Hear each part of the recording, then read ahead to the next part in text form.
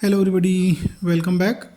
और आज हम कक्षा 10वीं की गणित में चैप्टर 6 इसमें ये जो प्रमेय दिया गया है थेल्स प्रमेय, उस प्रमेय को सीखेंगे और उसको सिद्ध करेंगे।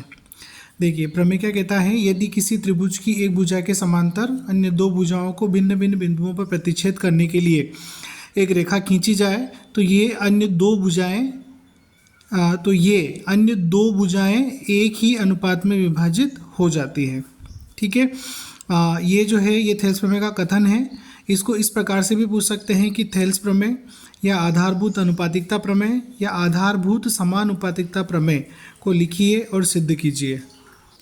अब देखिए इसको सिद्ध करने के लिए हमने एक त्रिभुज बनाया है। यहाँ पर हमने मान लिया कि वो त्रिभुज क्या है, ABC है, जिसमें डी हमने वो रेखा खींची है जो कि समांतर है BC के, और शेष दो भुजाओं जिनका नाम है AB और AC, इनको वो क्या करती है, प्रतिच्छेद करती है। ठीक है, अब यहाँ पर हमने क्या किया है, हमने लंब जो है वो डाले हैं। कहाँ डाले हैं, एक तो डाला है AD पर और एक डाला है हमने AE पर। ठीक है, AD पर जो लंब डाला गया है उसका नाम है EN और AE पर जो लंब डाला गया है उसका नाम है DM। ठीक है, और हमने क्या किया है, हमने D और C को मिलाया है और B और E को मिलाया है आपस में। अब देखिए इसमें हम लिखेंगे, सबसे पहले हम लिखेंगे जो दिया है उसको लिखेंगे। तो क्या क्या दिया गया है, सबसे पहले दिया गया है कि त्रिभुज एक आपको दे रखा है जिसको हमने माना है ABC, जिसमें आपकी जो भुजा DE है ना, जो आपने खींची है वो समांतर है किसके, BC के। ठीक है, DE समांतर BC है। एक चीज़ तो ये हो गई। उसके बाद में और देखिए इसमें ये जो डी आपने खींची है ये AB को क्या करती है, बिंदु D पर प्रतिच्छेद करती है और AC को बिंदु E पर प्रतिच्छेद करती है। अब इसमें हम लिखेंगे सिद्ध करना है। तो आपको क्या सिद्ध करना है, आपको सिद्ध करना है, क्या सिद्ध करना है कि जो AD और DB का रेशो है ना, AD बटे DB वो बराबर है किसके रेशो के, AE और EC के रेशो के बराबर है। ठीक है, AD बटे DB बराबर AE बटे EC, ये हमें सिद्ध करना है क्योंकि यही बोला है प्रमेय में कि शेष दो भुजाओं को समान अनुपात में विभाजित करती है ये रेखा, जो कि हमने किसी एक रेखा के समांतर खींची है। अब इसमें हमने जो भी कंस्ट्रक्शन किया है उसको हम लिख देते हैं। रचना हमने की है, क्या क्या रचना की है हमने, एक तो हमने लंब खींचा है, EN जो है वो लंब है किस पर, AD पर। इसी प्रकार से DM जो है वो लंब है AE पर।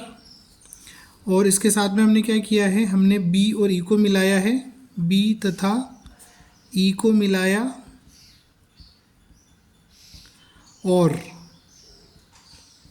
एक और क्या किया हमने, B और E के साथ में C और D को मिलाया, C तथा D को मिलाया। ये इतनी रचना हमने यहाँ पर की है। देखिए अब इसका प्रमाण लिखेंगे हम। तो इसका प्रमाण लिखने के लिए सबसे पहले हम क्या करेंगे, देखिए क्षेत्रफल निकालेंगे। किसका क्षेत्रफल निकालेंगे, सबसे पहले हम लिखेंगे क्षेत्रफल, जिसको कि हम किससे लिखते हैं, AR से लिखते हैं, है ना। AR मतलब एरिया। तो एरिया किसका निकालेंगे, सबसे पहले हम लिखेंगे एरिया त्रिभुज ADE का, ADE है ना, ADE। तो एरिया का जो सूत्र होता है क्या होता है, 1/2 गुणा आधार और गुणा ऊंचाई। ठीक है, ये सूत्र होता है हमारा। तो यहाँ पे आप ADE का क्षेत्रफल लिखेंगे तो 1/2 और आधार आपका जो है, इसमें हम देखिए जब आप इस त्रिभुज को देखेंगे ADE को, तो इसमें आपको दिखाई देगा AD जो है वो आधार है इसके लिए। ठीक है, और ऊंचाई जो है वो है EN। ठीक है, तो आपका एरिया जो है ADE क्या हो गया, 1/2 गुणा AD गुणा EN, ये हो गया आपका समीकरण नंबर 1। अब देखिए एक और दूसरा त्रिभुज देखेंगे हम। कौन सा त्रिभुज, ये ADE हमने लिया है अभी, अब हम लेंगे BDE, ये त्रिभुज लेंगे, है ना। तो आपका जो त्रिभुज BDE है उसका क्षेत्रफल आप लिखोगे तो क्या लिखोगे, एरिया BDE बराबर, ये किसके बराबर होगा, 1/2, वही आधार गुणा ऊंचाई, आधार गुणा ऊंचाई। अब देखिए यहाँ पर 1/2 और BDE में जो आधार है वो क्या है, BDE में आधार है BD और जो ऊंचाई है देखिए BDE, इसमें जो ऊंचाई होगी, सीधी लंबाई जो होगी इस आधार पर वो होगी EN। ठीक है, तो आपका BDE का जो क्षेत्रफल है वो क्या हो गया 1/2 BD गुणा EN। ये हो गई समीकरण नंबर 2। अब देखिए इसको आगे बढ़ाते हैं। अभी तक जो हमने ये एरिया निकाला है, क्षेत्रफल निकाला है, एरिया ADE और एरिया BDE, ये हमने भुजा AB के लिए निकाला। ऐसा ही सेम हमें भुजा AC के लिए भी निकालना है। तो हम क्या करेंगे, भुजा AC के लिए चाहे लिखे तो कोई बात नहीं, भुजा AC के लिए, और ना लिखेंगे तब भी चल जाएगा, लेकिन मैंने लिख दिया यहाँ पर समझने के लिए कि भुजा AC के लिए हम काम कर रहे हैं। तो यहाँ पर वापस से हम क्या करेंगे, एरिया निकालेंगे। किसका निकालेंगे, ADE का। जो त्रिभुज है ADE उसका एरिया लिखेंगे, और वापस से वो क्या होगा 1/2 आधार गुणा ऊंचाई। ठीक है, तो यहाँ पर 1/2 और आधार हमारे पास इस बार क्या है AE। ठीक है, क्योंकि भुजा AC के लिए लिख रहे हैं हम, त्रिभुज वही है ADE, लेकिन इस बार जो आधार है वो क्या हो गया AE हो गया है, और इसमें आपका क्या हो रहा है गुणा ऊंचाई का। तो ऊंचाई देखिए इस बार ऊंचाई जो है वो DM होगी। ठीक है, तो आपका एरिया ADE जो है वो इस बार क्या हो गया, ये हो गया। इसको हम लिखेंगे समीकरण नंबर 3। अब इसी को आगे बढ़ाएंगे हम। अब दूसरा जो त्रिभुज हम लेंगे वो कौन सा लेंगे, वो लेंगे हम CED या DEC, है ना। तो यहाँ लिखेंगे हम एरिया CDE लिखिए या CED लिखिए, एक ही बात है, CDE लिख लेते हैं हम। ठीक है, एरिया CDE जब आप लिखेंगे तो क्या आएगा 1/2 वही आधार गुणा ऊंचाई, सूत्र वही है। अब यहाँ पर देखिए 1/2 और आधार जो है उसका मान क्या है, आधार का मान है EC, और ऊंचाई जो होगी यहाँ पर भी सीधी ऊंचाई कौन होगी, DM होगी।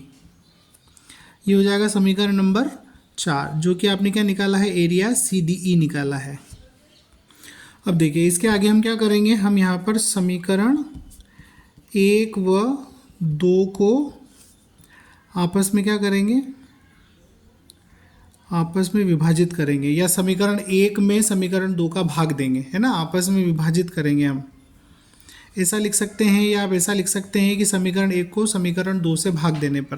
तो देखिए समीकरण 1 जो है हमारे पास क्या है, समीकरण 1 है एरिया ADE, और इसके बटे में क्या लेना है हमको, एरिया आपका जो समीकरण 2 में था BDE, वो बराबर है किसके 1/2, और यहाँ पर था हमारे पास AD गुणा EN।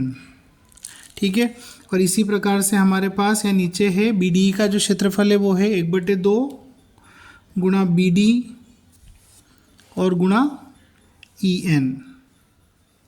ठीक है, अब यहाँ देखिए EN जो है वो EN को कैंसिल कर देगा, और 1/2 जो है वो 1/2 को कैंसिल कर देगा। तो क्या बचा हमारे पास, यहाँ बचा एरिया ADE बटे एरिया BDE, जो है वो है आपका AD बटे DB या BD, एक ही बात है। ठीक है, इसको हम लिखेंगे समीकरण नंबर 5। इसी प्रकार हम क्या करेंगे, इसी प्रकार समीकरण 3 को समीकरण 4 से भाग देने पर। ठीक है, तो समीकरण 3 को समीकरण 4 से भाग देंगे, तो समीकरण 3 क्या थी हमारे पास, समीकरण 3 थी एरिया आपका था ADE, और उसके बटे में था एरिया CDE। इसको लिखेंगे आप तो 1/2 ADE जो आपने निकाला था वो था AE इंटू DM, और यहाँ बटे में था 1/2 गुणा CDE में क्या था EC गुणा DM। ठीक है, DM कैंसिल हो जाएगा, और 1/2 से 1/2 कैंसिल हो जाएगा। ठीक, तो आपका क्या बच जाएगा, एरिया ADE बटे एरिया CDE बराबर AE बटे EC। ठीक है, ये हो जाएगी समीकरण नंबर 6। अब यहाँ चित्र में एक चीज़ देखिए कि ये जो दो त्रिभुज बने हैं BDE और CDE या CED, ये दोनों त्रिभुज जो है एक ही आधार पर बने हुए त्रिभुज है। इन दोनों का आधार है DE। ठीक है, और ये दोनों त्रिभुज जो बने हैं किसके बीच बने हैं, दो समांतर रेखाओं के बीच में बने हैं। ठीक है। तो एक ही आधार पर बने हुए जो दो त्रिभुज होते हैं उनका क्षेत्रफल क्या होता है, बराबर होता है। तो हम यहाँ लिखेंगे कि यहाँ आपका त्रिभुज BDE तथा त्रिभुज CDE दोनों एक ही आधार पर बने त्रिभुज हैं, ठीक है। अतः इनका जो क्षेत्रफल है, इनका क्षेत्रफल कौन सा, एरिया BDE बराबर होगा एरिया CDE के, ठीक है। अब ये बराबर हो गया तो इसको हम लिखेंगे समीकरण नंबर 7। अब यहाँ देखिए, ये ऊपर तो AD है दोनों में और BD का जो क्षेत्रफल है वो CD के क्षेत्रफल के बराबर है। इसका मतलब क्या निकल रहा है, इसका मतलब ये निकल रहा है कि ये जो रेशो है ये रेशो बराबर हो जाएगा, क्योंकि ये रेशो बराबर है इसलिए ये रेशो भी आपस में बराबर हो जाएगा। तो हम यहाँ फाइनली लिख देंगे कि समीकरण 5, 6 तथा 7 से क्या हो जाएगा, ये हो जाएगा AD बटे BD या DB बराबर हो जाएगा AE बटे EC के। और आप देखेंगे अगर सवाल में तो हम ये पाएंगे कि हमको सिद्ध जो करना था वो क्या था, वो यही था कि AD बटे DB किसके बराबर होता है, AE बटे EC के बराबर होता है, जो कि फाइनली हमने यहाँ पर पा लिया है, ठीक है। यही हमारा उत्तर है। तो ये थेल्स प्रमेय इस प्रकार से प्रमाणित होती है, ठीक है, कि जो समांतर रेखा खींची जाती है किसी एक भुजा के त्रिभुज के अंदर, वो शेष दो भुजाओं को समान अनुपात में विभाजित करती है, ठीक है। तो आशा करता हूं आपको समझ आया होगा। Thanks for watching. वीडियो को लाइक कीजिए, शेयर कीजिए और मुझे सपोर्ट कीजिए। Thank you.